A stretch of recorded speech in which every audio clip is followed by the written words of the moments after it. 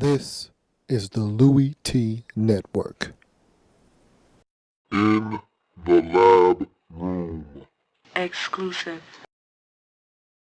Welcome, you are in the lab room. I'm your host, Lou. Thank you for joining me on this In the Lab Room exclusive divisional breakdown series.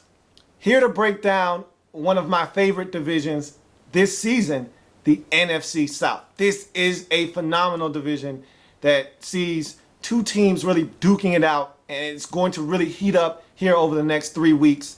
It's a top-heavy division, two really good teams, two not-so-good football teams. Let's break this division down in the NFC South. And so it's time for somebody to rise up in this division. And as I was once told, and the Lord says, you got to rise up. And so, who's going to rise up and assume the alpha male position in this division? I mean, looking at these two teams, both at 9-3, that being the New Orleans Saints, who currently is in first place in this division, and the Carolina Panthers. This is a very, very, very tough call as to how this division is going to shape up. You got the Tampa Bay Buccaneers and the Atlanta Falcons bringing up the rear, both at 3-9. So you got two teams at 9-3, two teams with the inverse of that at 3-9 in this division. Saints currently are in first by virtue of the tiebreakers. When you're dealing with a division, the first thing, of course, is the record. The next thing is the divisional record. Of course, the first thing is head-to-head matchup. These two teams have not played each other yet, but that will be decided here in the next 3 weeks. And then the next thing you go to after that is common opponents. Your record versus common opponents. And right now, the Saints have a better record versus the opponents that they faced than the Carolina Panthers. So, looking at the way this thing is going to unfold, let's start with the Saints. They're 9-3 on the season, coming off a hellacious spanking at the hands of the Seattle Seahawks. No need to worry about that. No need to hang your head. That's a really good football team playing at their place where they haven't lost in over a year and a half. You're still 3-0 in this division. And again, I've talked about this with every division that I've talked about. You need to be dominant in your division if you want to win your division. And both of these teams at the top of this division have done exactly that. Saints are 3-0. And there's no excuse not to be dominant when you're in a division with two 3-9 football teams. That's why I fussed at the Tennessee Titans, because they're in a division that before Thursday night's games, there was a 2-10 team and a 3-9 team. Now it's a 4-9 team and a 2-11 team. You got to take advantage of that. And the Tennessee Titans are 0-4 in their division, which is inexcusable. And these teams are the opposite of that. And that's what you're supposed to do. You're supposed to be flawless in a division that's not very good, especially when you've got some bottom feeders like Tampa Bay and Atlanta in your division. You got to take care of business, okay? You got to beat the teams that are supposed to be beaten. And that's what these teams have done, Carolina and New Orleans. New Orleans is 3-0 in the division. Let's look at their remaining schedule. Home for Carolina, Sunday Night Football. That's an enormous matchup. I can't even begin to describe the magnitude of that football game. More so for the Saints than the Panthers. If you're the Panthers, you're looking to make a statement. You want to go on the road, show these guys that they hold no advantage over you, whether they're home or away. And if you win that game, if you're Carolina, then you're playing with house money at that point. You got this division wrapped up if you take care of business at home. For the Saints, you got to win this game because you don't want to have to go to Carolina with the thought process that we've already lost to this team once and we have to beat them at their place or else. So this game is more important for the New Orleans Saints than it is the Carolina Panthers. But, I mean, both of these teams need to win this game desperately. But if Carolina loses, all they got to tell themselves is, hey, we got them in 2 weeks at our place. We'll just get them that time. And then you just got to see where the chips fall as you drop them down, see where they fall. You know, and let them fall where they may. But Carolina at home, got to have that one in Week 14 if you're the Saints. At St. Louis, that is a nasty, nasty trap game. Every week's got a trap in it. Don't get caught in it. That's going to be a scary football game. Then you're back against the Panthers, this time at Bank of America's Field. So in Week 16, that's going to be another huge matchup that's going to go a long way in deciding the outcome of this division. And then you wrap up your season in Week 17, home for Tampa Bay. So these next 3 weeks are going to be very telling as far as this division is concerned. Saints really have some really winnable games. Let's look at their slate. And let's just assume, I'm going off of the assumption that I have, that I believe the Saints are going to win in week number 14 at home. I expect them to be mad and upset at what happened to them on Monday night.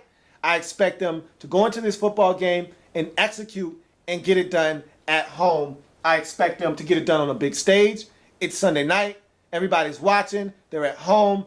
I expect them to really stand up to the bully in this division, that being the Carolina Panthers, and get a win.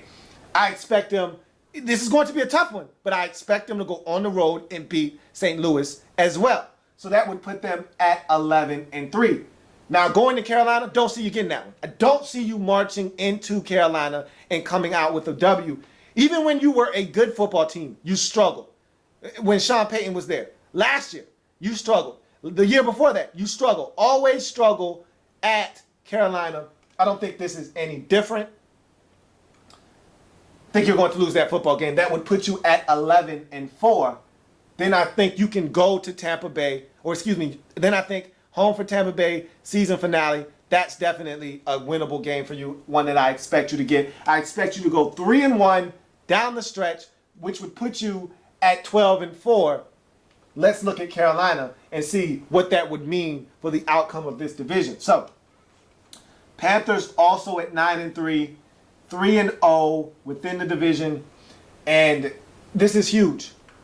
I just talked about the Saints, and it's the same deal for this Carolina Panthers team. They've taken care of some bad teams in this division. Again, these two teams have not met, so that means all of these two teams' wins within the division have come against these teams at the bottom.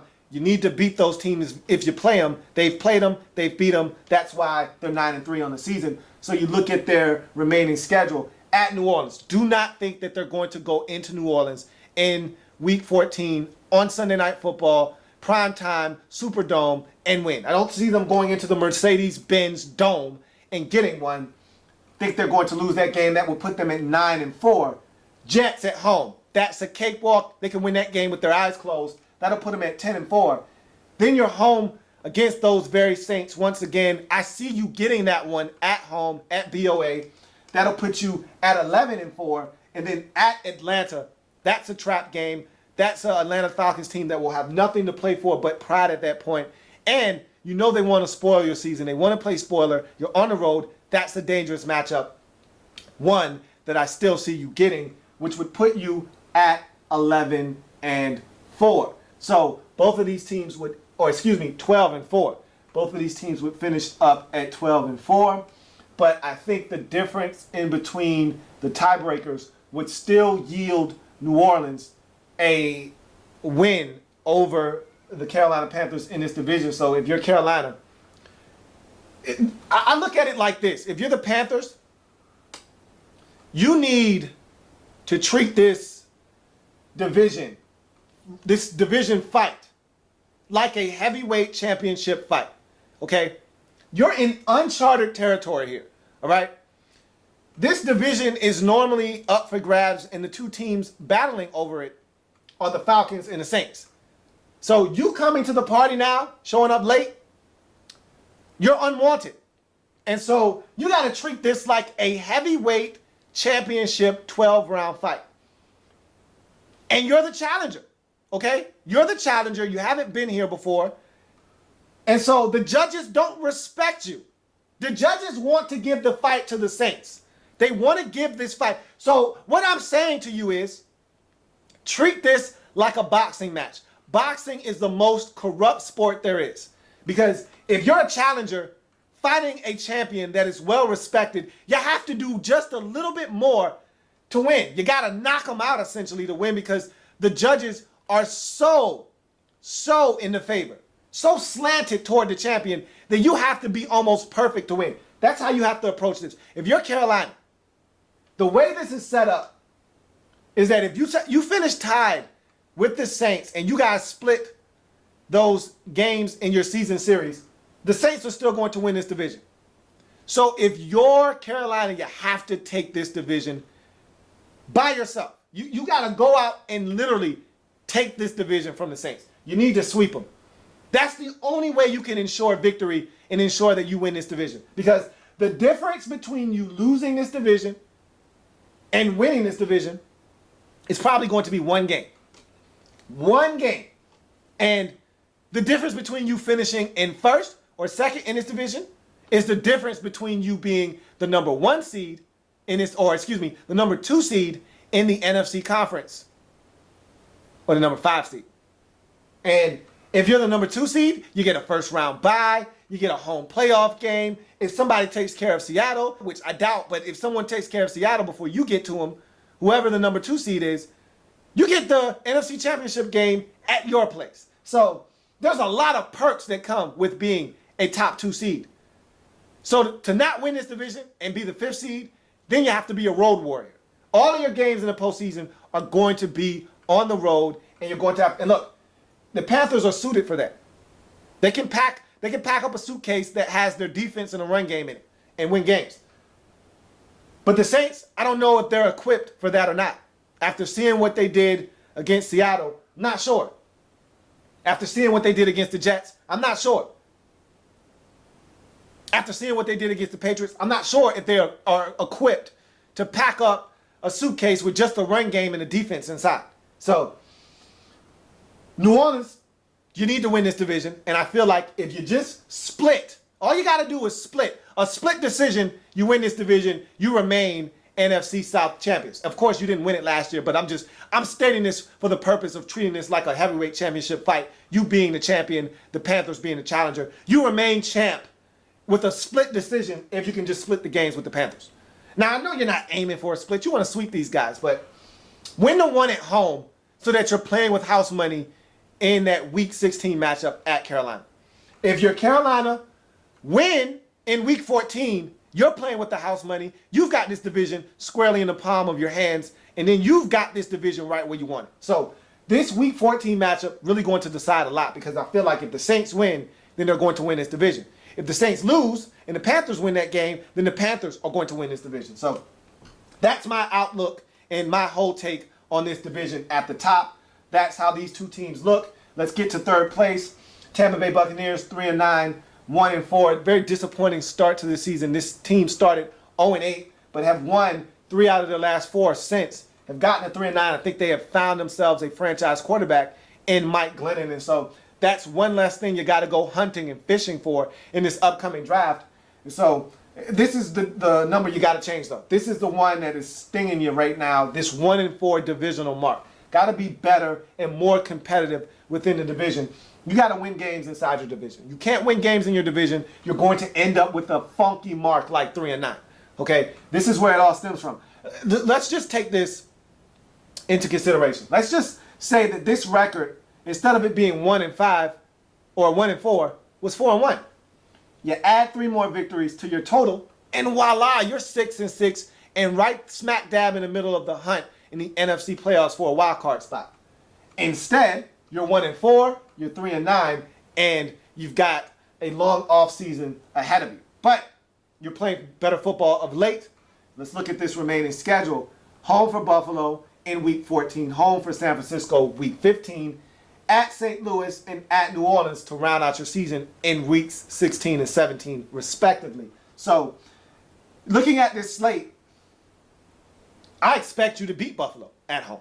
I expect you to win that game. San Francisco at home, not so much in week number 15. Okay? So that would put you at 4-10 after those 2 games. At Seattle, or excuse me, at St. Louis. No, I don't see you going to St. Louis and winning that game. It can happen, but the way they get after the quarterback, I expect them to force some mistakes of Mike Glennon, and I expect St. Louis to be able to beat you in that game. That will put you at 4-11. You're not going to New Orleans and winning. So I see you finishing up the season at 4-12 with 1 win in your remaining 3 games. Now, you could easily split these up, win 2 out of your last 4 by beating Buffalo and St. Louis, and get to 5-11. That's possible. That's not out of the realm of possibility. But I don't expect you to do that. I don't expect you to go on the road and beat St. Louis. I expect you to beat Buffalo in Week 14 and lose the rest of your games.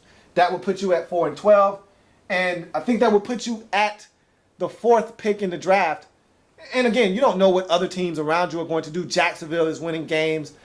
Houston is probably going to be the number 1 team in the draft. I think they're going to end up with the number 1 pick. The Redskins are stinking it up. The Rams could be the 2nd pick in the draft. But this Falcons team below you not playing that good of football, I expect you to be in the top 5 drafting. And I think 4-12 will ensure that. 5-11, you might find yourself on the outside of the top 5 looking in. But at this point, you just want to win football games. And so 2-2, very feasible. I think 1-4 is more along the lines of what will happen, as you will only beat Buffalo and lose the rest of your games. And then we go to the bottom of the bottom feeders in this division. The Atlanta Falcons, have the mighty fallen. And they fell a long way. They went from all the way at the top of this division looking down on everybody else to at the bottom looking up at everybody saying, hey, what happened? How'd you guys get all the way up there? And that's a really good question. You know, some guys retire, you lose a couple of guys in free agency, and you have a couple of major injuries, and 3-9 is your result. And much like Tampa Bay, 1-4 in the division, not very good, not going to get it done. And that's the difference between this team this year and last year. The inability to win within the division. That really helped propel them to that 13-2 or 12-4 mark, whatever they were last year. I believe it was 13-3, and the 1 seed in the NFC. That really helped them get to where they were. And this year, you flip that coin, you're 1-4 in the division. And much like I said with Tampa Bay, let's just make this for the sake of argument. You 4-1 in this division. You're 6-6 on the season right now. And again, right there in the thick of things, in the playoff race, in the NFC. Instead, you're 1-4, you're 3-9 overall, and you're not a good football team. So let's go to the remaining slate for the Falcons at Green Bay. Week 15, home for Washington. Week 16 at San Francisco. Week 17, home for Carolina. That is a tough stretch of football. Looking at the remaining slate of all of these teams, I think that the Buccaneers have the toughest remaining schedule. San Francisco at home, St. Louis on the road, at New Orleans. That's tough. Those last 3 games, that's murderer's row for you right there. Meanwhile, Atlanta at Green Bay, with no Aaron Rodgers potentially, that's a winnable game. Heck, even if Aaron Rodgers comes back, that's still a winnable game because he's going to be rusty. The timing is going to be off. I don't think he's going to be back, honestly. I do not think he's going to play. I think Scott Tolzien or Matt Flynn is going to take that team onto the field on Sunday in Week 14. Flynn has been taking all of the first team snaps. I expect him to play, and if he does, I expect you to have a shot to win. Are you going to win? I can't say. But that's a winnable game for you. You showed life last week against Buffalo, so that's a winnable game now. Home for Washington, week number 15. That's definitely a winnable game. If you're the Falcons, you're saying to yourself, we better win that game. We better be better than the Redskins, who are also 3-9 on the season. So that's a game that you could win. San Francisco on the road, week 16, no. You're not going to win that game. Neither are you going to win week 17 home for Carolina. Now, that's family business, and you probably think you have a shot, which you do because it's family business, because you know those guys like the back of your hand. However, the Panthers are on a mission, and I don't think you're going to be able to stop them from achieving their goal of getting to 12 wins this season, potentially 13. So I just don't see you beating Carolina at home in week 17. So looking at your remaining schedule, 2-2 is at best what you can muster, which would get you to 5-11 on the season. 2-2 would mean that you beat Green Bay and Washington. You're not winning your last 2 games. I think more realistically, 4-12 is what you'll end up, and you'll either beat Green Bay or you'll beat Washington. Pick one, flip a coin, pick one of those 2 games, get the W, move on. But that's how I see it unfolding for the Atlanta Falcons. So, quick recap of this division. It's going to be a fun race down the stretch. There's a bully at the door. Saints are going to have to open up that door in week number 14. But again, I think that the Saints are going to stand strong. They're not going to give the Panthers their lunch money, and they're going to stand up for themselves, and they're going to win that game on Sunday night. And I think ultimately that will be the game that decides this division. To me, the division is up for grabs on Sunday. Sunday night, Mercedes-Benz Dome, the winner of that game wins the division. That's my thinking. That's my thought process, because I don't see either one of these teams losing to anyone else other than themselves. I don't see Carolina losing to anyone else on their schedule other than New Orleans. I don't see New Orleans losing to anyone else on their schedule other than Carolina. So I think that the wounds inflicted on both of these teams will be inflicted by someone inside of the family. And it'll be one of these two teams. So if you're Carolina, again, you're the visitor, you're the challenger. In order to win this fight and be the new champion and get the belt and put it around your waist, you gotta go for the knockout. And a knockout requires you to sweep the Saints. If you go in and you have a technical fight and you box and you dance circles around the Saints, they're still going to win a decision because they're the champion, and the judges are still going to give them the benefit of the doubt. So you can't just go in, outbox them for 7 out of the 12 rounds and do enough to win in your mind, because it won't be enough. You got to go out. You got to knock these guys out and win this division. And I don't see you doing it. I don't see the Saints rolling over and allowing you to come into their house and take one. I think the Saints are going to win this division. Just as you see this division right here on this board, just like you see it on this graphic. Saints in first place, Panthers in second, Bucks in third, Falcons in fourth. That's exactly how I think this division is going to play out. I think both the Saints and the Panthers finish this season up at 12-4, and I think the Saints win by virtue of tiebreakers when it's all said and done. And so, looking at the way that it'll unfold, Saints will be your number 2 seed, most likely in the NFC playoffs. Panthers will be your 5 seed. Again, if you had to ask me who was more equipped to be the 5 seed, I'd tell you it's the Panthers anyway, because they can pack a run game, they can pack a mean defense and go on the road. Open up that suitcase when they get on the road and win a football game. I don't think the Saints can. So they must win this division and be the 2 seed, because if you tell them, hey, pack a suitcase, don't put anything else in it but a defense and a run game and go win, I don't think they can do that. They'll open up the suitcase and they'll get there and they're, oh man, I left my running game at home, or left my defense back in New Orleans. I got to go back and get it. You don't get to go back home. You pack your suitcase, make sure everything is in it, and once you get there and you open it up, you better be ready to unpack the things that you packed before you took off for that trip. And I don't think the Saints are going to have everything in their suitcase if they have to be the 5 seed and travel to, say, a Dallas, or travel to, say, a team like Detroit. I don't know if they'll be able to open up their suitcase and get there and win. I think they'll get there, I forgot my defense. Can you wait a second? I'll be right back. No one's waiting for you. It's the playoffs. Too late. You lose. So I think the Saints have to win this division, and they will win this division.